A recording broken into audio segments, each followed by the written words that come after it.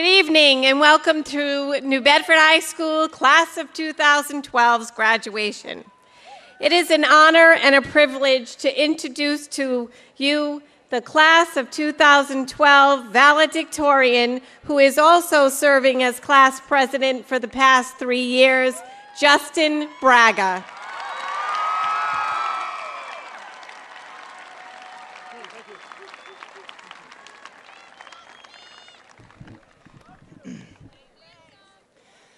Thank you, Dean Setnich.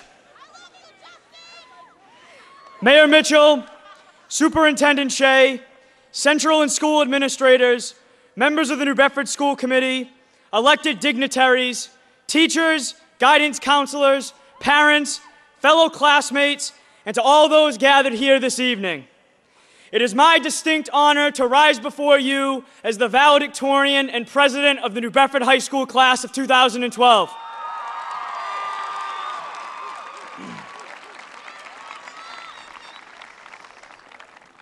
Throughout the ages, many have said that nights like this are for the purpose of commemorating the hard work and accomplishments of students in their academic lives. Others have said that such a ceremony is to honor the coming of age of graduates who have shown prudence and exemplary character in their community.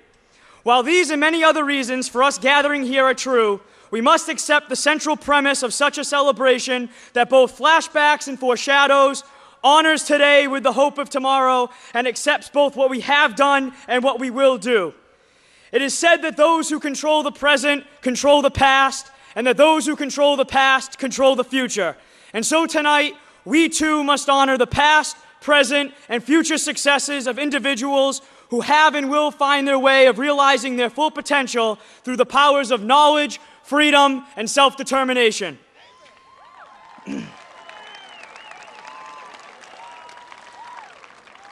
Every one of the graduates seated here on this field has at least one thing in common. At some point in history, at least one of their family members possessed a common dream. A dream in which future generations of their family could be free, prosperous, and enjoy the numerous opportunities for success in the United States. And so, generation after generation witnessed and took part in the development of a land in which such a dream was possible. I look no further than my own two grandparents as a testament to this truth. My grandfather served his country proud in the United States Navy and defended the liberties and freedoms that we enjoy as Americans today. My grandmother ensured that her and her husband's belief in hard work and self-sufficiency was passed on to their two daughters so that they too would live by these values and pass them on to their own children in the future. Though they began with a small fortune, their unyielding commitment to providing for their family carried them on a robust journey that led them to raise a resilient family while improving their state in society. As a class, we must look to men and women like my grandparents and follow in their footsteps by being devoted to a life of learning and by always striving to improve our own lives and the lives of those around us. While the past offers us guidance on the ever-changing path of life, it is the present that dictates our journey. Voltaire once stated that antiquity must never be justified as modernity, and that as individuals, we must strive to improve the world our ancestors gave us or forever live in the shadow of their accomplishments. Tonight, the scepter of influence which has guided this nation through times of both treachery and triumph is passed on to a new concert of guardians who are ready to use all that they have learned to lead the people of the free world. 40 years ago, the class of 2012 became one and could only dream of this day. We stood as one through freshman orientation, through challenging classes, through the enjoyment of junior banquet and passing of the whale, through senior banquet, building floats, fundraising, Mr. Whaler and our senior prom, and tonight we gather as a united entity once again. Our diverse experiences at New Bedford High School have contributed to our growth since we were first inducted to the New Bedford High School family. Together, we have evolved from being dependent to being independent, from children to adults, from followers to leaders. And so, as the curtain closes on one chapter of our lives tonight, tomorrow it will open, and the class of 2012 will stand united once again to take on the challenges of the 21st century.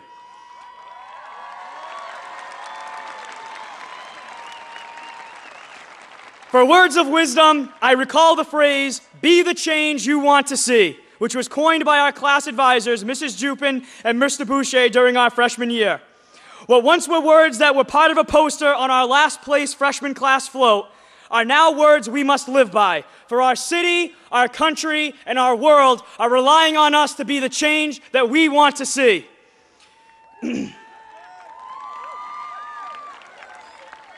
While the attainment of our diplomas tonight will draw much celebration, we must ask ourselves who will share in the grand acknowledgement of accomplishment tomorrow and hold the diplomas of the future.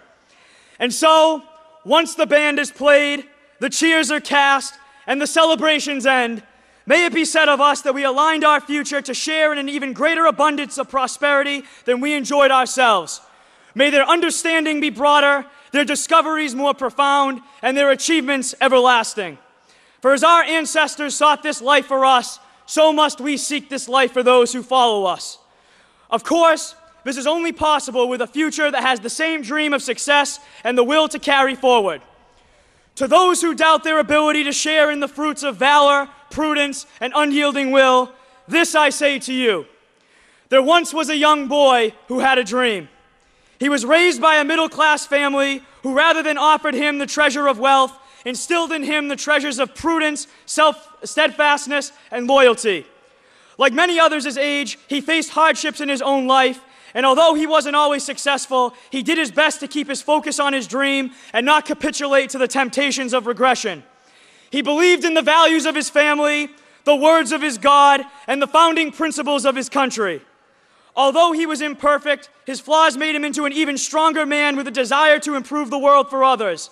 Tonight, this same young boy stands proudly before the same family and educators that shaped him, just one of over 400 young men and women who share a different yet similar tale of profound glory. My friends, the tradition of the self-made individual continues, and the American dream lives on.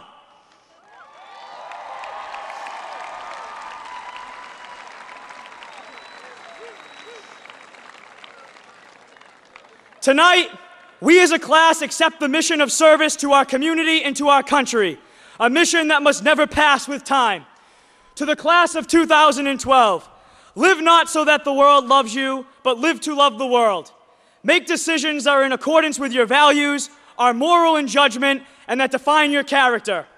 In the words of Tennyson and the late Senator Edward Kennedy, I am a part of all that I have met. Though much is taken, much abides. That which we are, we are.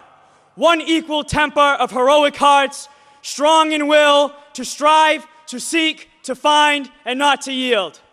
For all those whose cares have been our concern, the work goes on, the cause endures, the hope still lives, and the dream shall never die. May God bless the New Bedford High School class of 2012, and may God bless the United States of America.